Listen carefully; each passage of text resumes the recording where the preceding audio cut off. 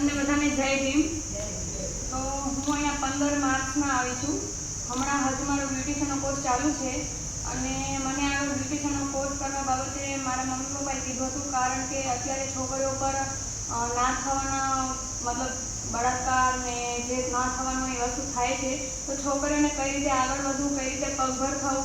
જો બ્યુટિશિયનનો કોર્સ કરેલો હોય અથવા બીજો કંઈ પણ કોર્સ કરેલો હોય તો એ છોકરીઓ પોતાના પગભર થઈ શકે છે। કોઈ પણ મતલબ સસુરાલથી છોકરીઓ આવે અથવા તો કંઈ પણ પ્રોબ્લેમ થયો હોય તો એ પોતાના પગભર ઉપર થઈને કેસ કરીને કદાચ આગળ વધવું હોય તો કેસ કરીને એ એના પગભર ઉપર થઈને પોતાની રીતે અલગ પણ રહી શકે છે। તેથી મારા મમ્મી પપ્પાએ મને કહ્યું કે તું અહીંયા શીખવા જા અને શીખીને તું આવજે। પરંતુ અહીંયા બ્યુટિશિયન શીખવા નથી, પરંતુ અહીંયા તો એટલું બધું શીખવાડે છે ને કે બ્યુટિશિયન તો શું અમને કાનૂન વિશે જાણકારી આપે છે, કઈ રીતે છોકરીને આગળ વધવું।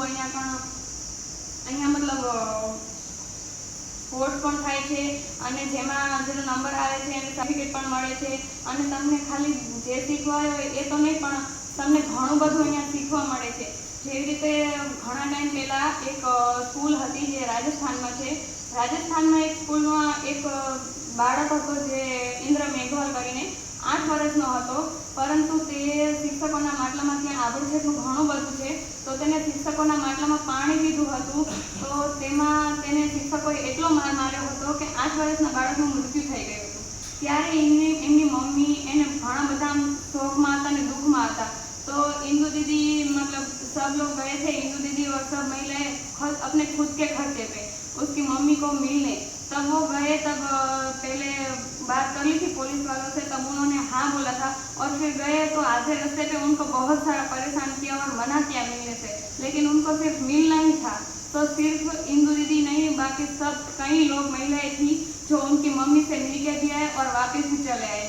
तो हम बाबा साहब ने हमें सिखाया है कि संघर्ष करो। तो इंदु दीदी ऐसे सामने चल के अकेली है, फिर भी वो सामने चल के सब लोगों के सामने लड़ सकती है, तो फिर हम लड़कियां क्यों नहीं, हम आगे बढ़े और लड़े। ऐसा हमें डीएसके में सिखाया जाता है और हम यहाँ पे हैं तो हमको बहुत अच्छा लगा। और इस 15 तारीख को हम घर जाने वाले हैं, तो हमको लगता है अभी थोड़े दिन और रुक जाए तो हमको भी अच्छा लगेगा और इंदु दीदी को भी।